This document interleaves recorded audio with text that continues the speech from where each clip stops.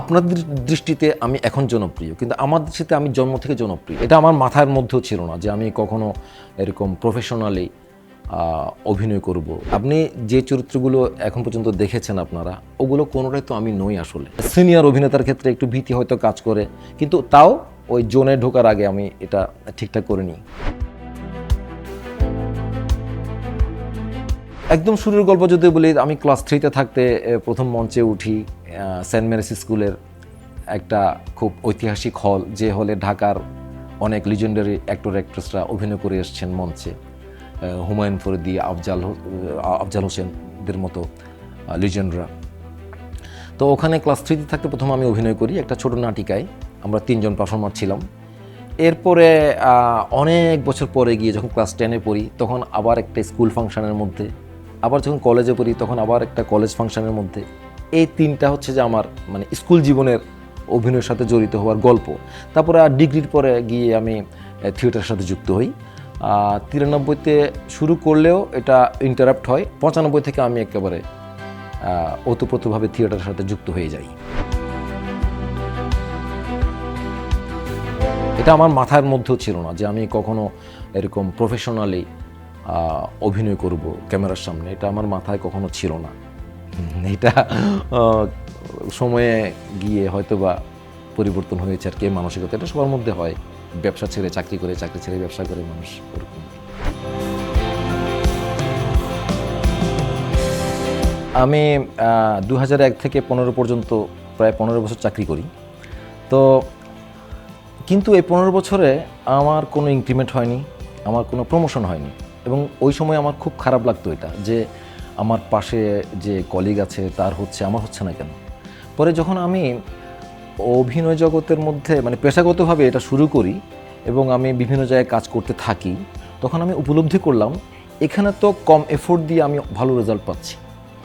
ওখানে আমি পাই নাই কেন, চাকরি জীবনে পাই নাই, কারণ ওখানে আমি আসলে দিই নাই তাদেরকে ওভাবে। এবং ওই কাজের মধ্যে আমার ওরকম ভালোবাসা ছিল না। আমার মাথায় সবসময় ঘুরতো আমি কখন থিয়েটারে যাব রিহার্সাল করার জন্য, মানে মাথার ভেতর ঘুরতে এগুলো, কিন্তু আমি কখন একটা গল্প লিখবো, কম্পিউটারে বসে অফিসের কাজ না করে আমি গল্প লিখতাম।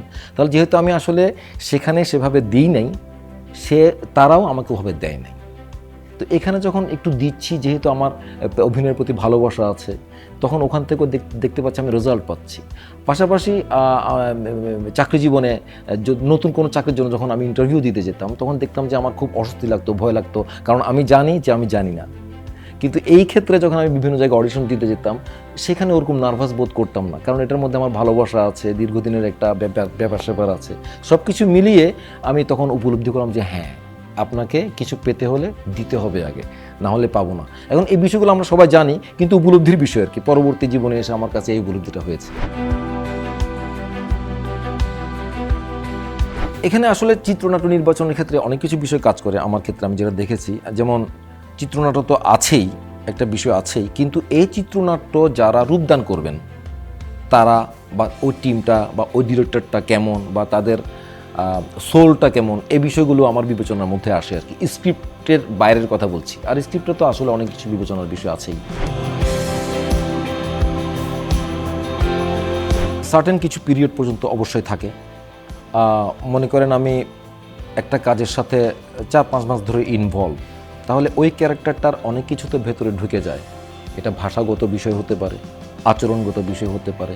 ওইটা আস্তে আস্তে মানে ঝেড়ে ফেলতে কিছুটা সময় তো লাগেই। হ্যাঁ, এটা অবশ্যই অনেক কিছু বিষয় কাজ করে। যেমন আমরা যখন থিয়েটার করতে যাই, তখন আমাদের সিনিয়ররা, আমাদের গুরুরা আমাদেরকে বুঝিয়েছেন বা বলেছেন, যেসব বিষয়গুলোর দিকে নজর দিতে বলেছেন, তার মধ্যে একটা গুরুত্বপূর্ণ বিষয় হচ্ছে অবজারভেশন। তখন আমরা তো অবজার্ভ করতে কোথাও আড্ডা দিতে গেলাম, ওখানে হঠাৎ করে 10 জনের মধ্যে একটা ডিফারেন্ট ক্যারেক্টার দেখলে ওদিক দিয়ে এমনিতে দৃষ্টি যায়। অন্যান্য অতি সাধারণ মানুষরা যেভাবে দেখে হয়তো ওভাবে দেখছি না, আমি একটু গভীরভাবে দেখছি, কারণ আমি জানি যে এটা কোথাও কাজে লাগতে পারে, ইন্টেনশনালি দেখছি।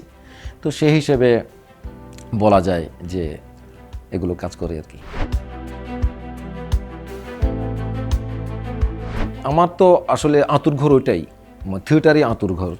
তো ওখানে আমাকে যা শিখিয়েছে, মানে বেসিক আমার বেসমেন্ট যেটা তৈরি করে দিয়েছে, ওটা নিয়েই তো আমি চলছি। শুধু আমি না, আমার মনে হয় অন্যান্য অভিনেতার ক্ষেত্রেও একই কথা প্রযোজ্য।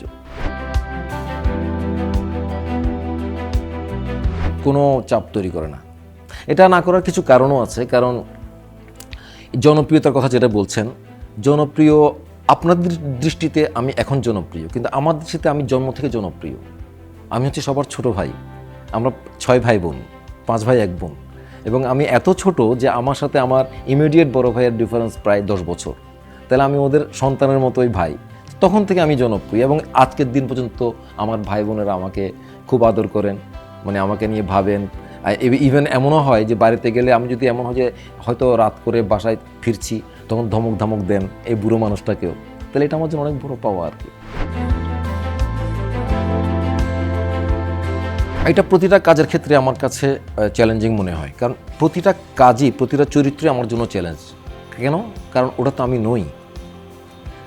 আপনি যে চরিত্রগুলো এখন পর্যন্ত দেখেছেন আপনারা, ওগুলো কোনোটাই তো আমি নই আসলে। হয়তো কোনো কোনো চরিত্রের কিছু কিছু ছায়া হয়তো আমার ব্যক্তি জীবনে ছিল বা আছে, এরকম হতে পারে।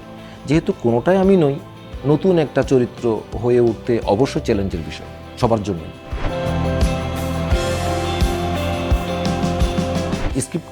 স্ক্রিপ্টের উপর বেস করে বাকিটা সাজানো হয়, কারণ স্ক্রিপ্টটা ভাই একজন স্ক্রিপ্ট রাইটার লিখেছেন, একজন গল্প আকারে গল্পটা বলেছেন, এটা নিয়ে অনেক ভেবে ফেলেছেন উনি। এছাড়াও শুটিং স্পটে যাওয়ার আগে আমার একটা প্রিপারেশন আছে, স্ক্রিপ্ট রাইটারের সাথে বা ডিরেক্টরের সাথে বসে কোনো ডায়লগ যদি চেঞ্জ করতে হয় এগুলো করি। আর শুটিং স্পটে গিয়ে হয়তো বা 10% বা খুব কম সংখ্যক হয়তো চেঞ্জ হয়, আর এর আগে থেকে পুরো প্রিপারেশনটা থাকে না। ওরকম কেউ নাই, কারণ আমার সহশিল্পী যারা আছেন তাদের সাথে আমার খুবই খুবই খুবই ভালো সম্পর্ক, একেবারে সত্যিকার অর্থে বলছি। কারণ আমি বিশ্বাস করি আমার সহশিল্পীর সাথে সহযোগিতা যত বেশি থাকবে, তত বেশি স্ক্রিনে আমি বা আমার সহশিল্পী বা ওই সিনটা তত বেশি সুন্দরভাবে ডেভেলপ হবে। যার কারণে আমার সহশিল্পীর প্রতি আমার পূর্ণ আস্থা থাকে। আর হুট করে তো আমি সেটে যাই না, অবশ্যই আমি সেটে যাওয়ার আগে আমার সহশিল্পীর সাথে রিহার্সাল হয় বা দেখা হয়। যা আড়ষ্টতা আছে আগে ভেঙে চুরে তারপরে আমি সেটে যাই আর কি, বা সেই জোনটার মধ্যে যাই। জোনে যাওয়ার আগে মোটামুটি কারণ একদম শুরুর দিকে আমার সমস্যা হতো কিছু, যখন দেখলাম সমস্যা হচ্ছে তখন থেকে আমি ভাবলাম যে না, এটা তো সমস্যা। তো যার কারণে ওইটা আমি আগে মিটিয়ে তখন তারপর যাই আর কি। আর কিছু কিছু অভিনেতার ক্ষেত্রে হয়তো বা একটু সিনিয়র অভিনেতার ক্ষেত্রে একটু ভীতি হয়তো কাজ করে, কিন্তু তাও ওই জোনে ঢোকার আগে আমি এটা ঠিকঠাক করে নিই।